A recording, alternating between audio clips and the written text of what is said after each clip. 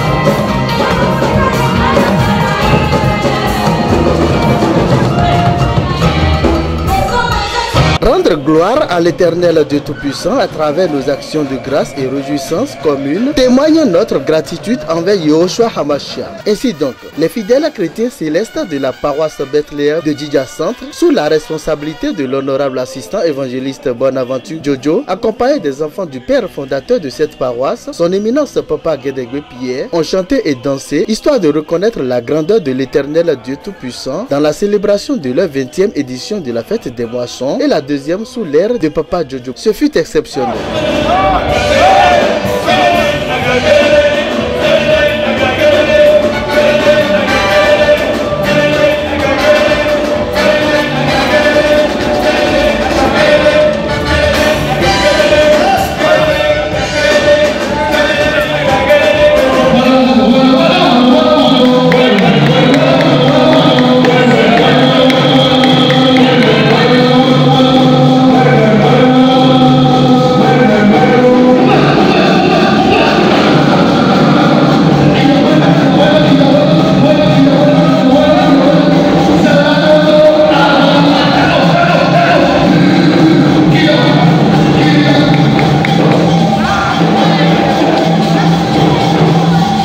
Par ailleurs, en prélude de cette merveilleuse fête, un géant concert spirituel a été observé dans l'esplanade de la paroisse. Celui-ci a regroupé les chorales Chérubin Junior et Chérubin Senior de la dite paroisse, la talentueuse chorale Saint-Michel d'Adan Rupodi, ainsi que la chorale La Voix des Anges, le Sillon de Kadjuboto et aussi un groupe musical. C'était merveilleux. Le chargé a dansé avec le dévancier Luclin Guédégué.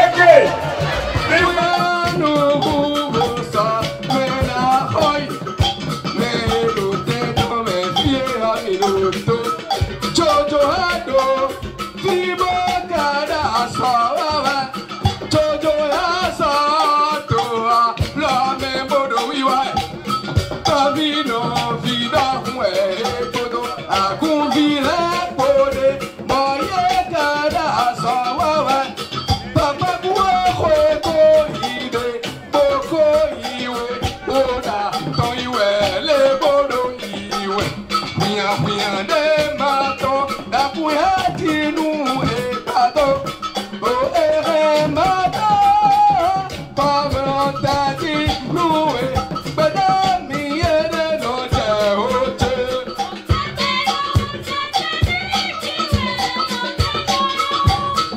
Mimo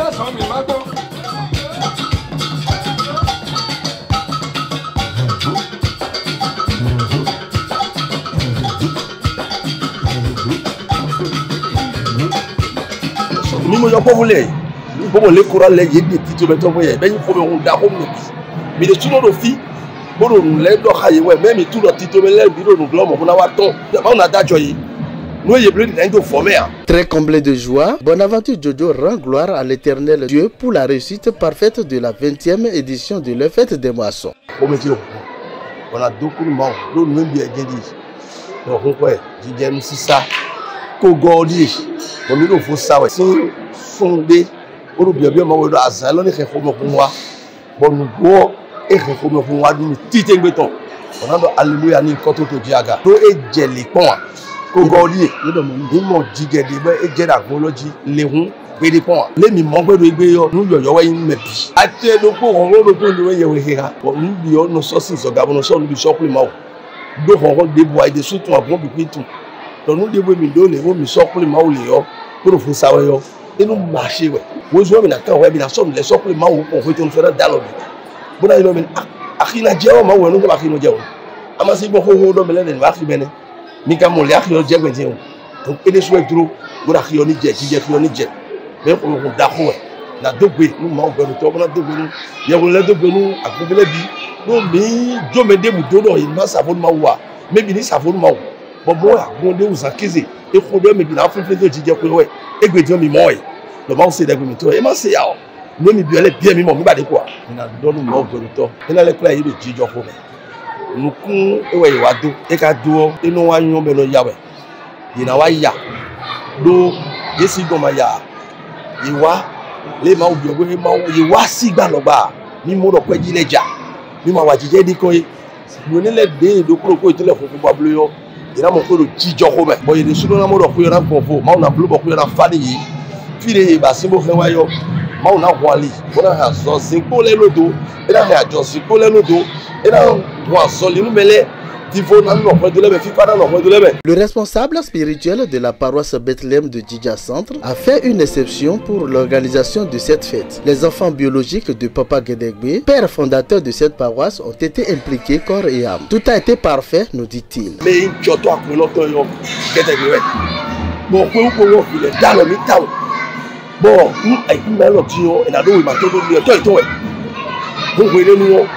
y a une médecine qui est pour déboire. À mon titre, il y a tout qui est rami.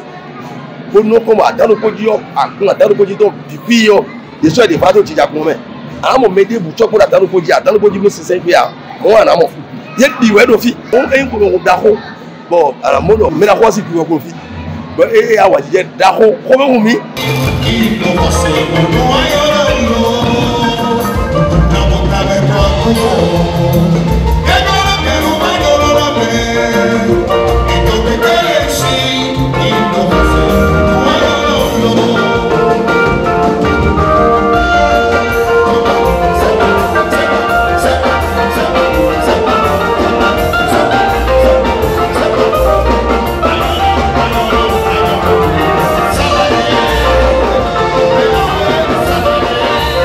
Nous avons maintenant et dos à Tiedi, mais moi je suis point. Mais quand je suis le Hundo, il dit point. Bon, je suis na à Didier, on a comme un Hundo pour me tendre la bonne way. Mais maman prend les ailes, mais mon bidon est là. Et au fil des derniers jours, je suis au Humbo et je suis un peu de don. Mais non, Gudo me tendre les yo. Moi, je suis un peu de nous. Fille, donc, je suis un bassin yo. Moi, je suis et vous gagnez un bateau à quoi étant les mains. Bon, vous portez si ça tient à sortir les et n'a pas non de groupe étant les. Donc, vous avez le goût de un biode moyen à grand dessous d'eau, de Didier là, oui nous. Bon, et j'ai tabac. Bon, maintenant, maintenant, quoi de nayo moyen néon et ni nommant de me kakra il peut m'avoir. Je parle ma dokani odokani na kwata de wala mi to to ni ile de uwa do ma ko yo etimo mi dokani to wa do tan lo bi abi ma wo do ne wa si le yo nígbà ìjọ kan de tan le ni Pour nous dire le compte de ton nez, dire de la peau, ton la dit, d'agréer la veille, ni moi, qui gagne de veille, ni moi, à Zalani, à Zantouni, il y a eu la Benouni. Les chorales dans le temple ont donné la meilleure d'elles-mêmes pour que la joie soit au top, car la 20e édition de la fête des moissons dans la paroisse Bethléem de Djidja Centre a été très spéciale. Celle-ci a connu la présence effective de plusieurs invités de marque. Certains dirigeants de la paroisse Saint-Michel d'Adano-Podji ont aussi répondu présents.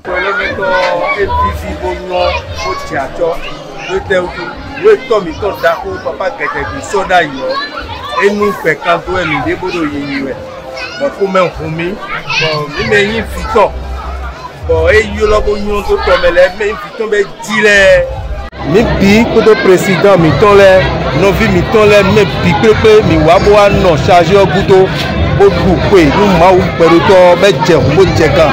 Pour vivre nous mide sous l'eau, nous étant miton sur d'ailleurs, mais pétante nous beau solido, comme un homme. Donc, étant miton sur d'ailleurs, on est plutôt miton les. On me cas conseil de l'église anglicane et bah daho d'ailleurs et quand on mais des joint filet mais ne les y beto botundo mi remina blo ndo ba église anglicane daho d'ailleurs mais blo mais de si c'est un quoi le daho mais l'église anglicane et quand la gono nous koywe nous mi tro na bio la gono na je mi na bio lycée la messe rusindagbe nous à Kungan mais de charger de l'église anglicane bodewo bureau là mi me vile pi me gele vile pi bonu ayi de ko honu photo suo mi no mo bonu aso de be mu ma o ko la sika yi nu koko egbe mi amo nde no yo do ku yo do ku mi amo do egbe bo bibi de no ton do ku me o mi mo do e ton do mi me de wa pile si gbigbo me bibi de no mo do ku si aliji yo mi amo be ton do gbigbo mi ton me aya jije ko do pipa ko kondo popo e mi mo do fi gbe lo vivi nu mi amo ko me hun mi na bioro akuru no ni ton igbo we si agun bi do po bona la mesinsin kun si dagbe me de do nu kono agun le pataki révérend mi ton papa mi ton ade ogun me de bode le papa la chimie papa mi ton temetemele e ni no ka mesinsin kun si dagbe me bodo mi plan we de mi ro si c'est nous y gomboro yi gon et ni do mi plan da lo ton di do mo o na gun de su obi pleple me o kon do po ni tinu agun nu gbero po de bawe ma wude bo to ga mi ton do bi bawe agun ni do po pe di mi na do ma o ma do alo le me a e no si wo yi a me mi mo do ma o do alo le me mi do pe ma o pe lo ele funa mo lo pe lo ko do si fe ile atano poli agunono li suno la ikun manjio me bi mo lo fi lo egbe ton ebio bolo fife ti so aka je egbe mi do gberu mi li suno mo na gwa lo mi mo na han go ha mi le bo hoto de no yoro jojo bonaventure e mo gbeda mi ton lo gbo le kota de jure bedo mi na bi o mo na kon de mi no wa nu pon yi mi ka wa ikun banji lo egbe o e de su modo ndebo igbeta nu gbo bon akpakpa ma auton so même bon gigo ma auton e do be la gloire de Dieu gigo ma auton gbeta menu bo de ye yi mi bon ho me mi ton kun be kle mi do ay kun banji o e sankwe e tun ma o e dinu ma o tun do nu e san e no mo do go ho ma auton de susan pa pe o il est sankwe do go ho bo ko me kun me wa Djidja kan me bo wa charger jojo gon do Djidja Centre do gbeta mi ton do gbeta mi ton le mi lo ACC alaga ojiwe mi to be gbeta o sin hwe do alaga we no vivi nu mi de da jajo ko mi no blo hun emi wa fi do egbe yo wa blo alaga o pe ni bodo ria ko lo Djidja interview Djidja yi do ko professionnel no akudo na no ko ha kaka so bona no ko ha mi de so bon wa mi na wa ko de o ina le Djidja yi. Très surpris agréablement de l'acte du président de la région du Zou, vénérable suprême évangéliste Nikez Dagobert, c'est de lui qu'il s'agit, chargé Bonaventure Jojo, prie pour tous ceux-là qui ont œuvré pour la réussite totale de la fête, spécialement les enfants de Papa Guédégué Pierre et aussi les membres du comité paroissial. Nous sommes somalais avec Wablo. Bon, comme on peut le terme, mais mon Dieu, on mais comme on peut, mais mon Dieu, il est où, pas de fils. Ah ouais, nous sommes comme le temps non. àyàjẹ náà máa wò bóyá àyàjíjẹ wà lóye gbé eyín pẹ́ dandan wẹ̀ yà eyín dọ́ méjìlé wọ́n yín ọ́ de kó bẹ́ẹ̀ kún dé ọ fi inú fi inú bẹ̀ tọ́lẹ̀ mɛ wale biɔ ko mɛ ko mɛ ko lulu wa mina kudo numa wɛ tɛgbɛ dɔ a ko nɔ numere timuro kudo to ye ma do alɔ wi kawo yɔ anu sɔ mi sɔ su abawi nu mi do egbe babawi nu akun bɛ tilɛ nu tɔn mi la aleluya ni nkan to to di aga ko bɛ kun da ko wɛ nu mi biɔ di ana mi ekpo dɔ bɛ dile mina te kɔn o do lɛfɔ jɔ wɔn eba de mi dɔ na se nu do ade mi ye o do vivɔ nu mi ni dugu sɛpɛtɔ kun lɛgbɔ ekpo eze da si mi yɔ ni hɛ bonu ni jɛji ni ma ko de mɛ o ló lè gbọ́ bílẹ̀ lọ ní sègbè báwo na tó náà kún wọn gbọ́dọ̀ lọ́ka nínú bílẹ̀ mẹ́lẹ̀ bílẹ̀ mọ̀ kúrò jíjọ́ kó mẹ́ èyí kó náà lè jí bílẹ̀ ìdá wá bọ̀ kí fara kún tó bẹ̀ bì jí mẹ́ta fún ìpínlẹ̀ lọ́jọ́ yọ fún bí wọn náà tí ì lọ kó yọ mẹ́. Nos félicitations aux membres du comité paroissial ainsi qu'aux membres du comité à l'organisation, à leur tête l'honorable assistant évangéliste Jojo Bonaventure qui a su bien gérer les choses. Que l'Éternel bénisse abondamment tous ceux-là qui ont œuvré pour la réussite totale observée. Rendez-vous pour la 21e édition en 2026. Alléluia.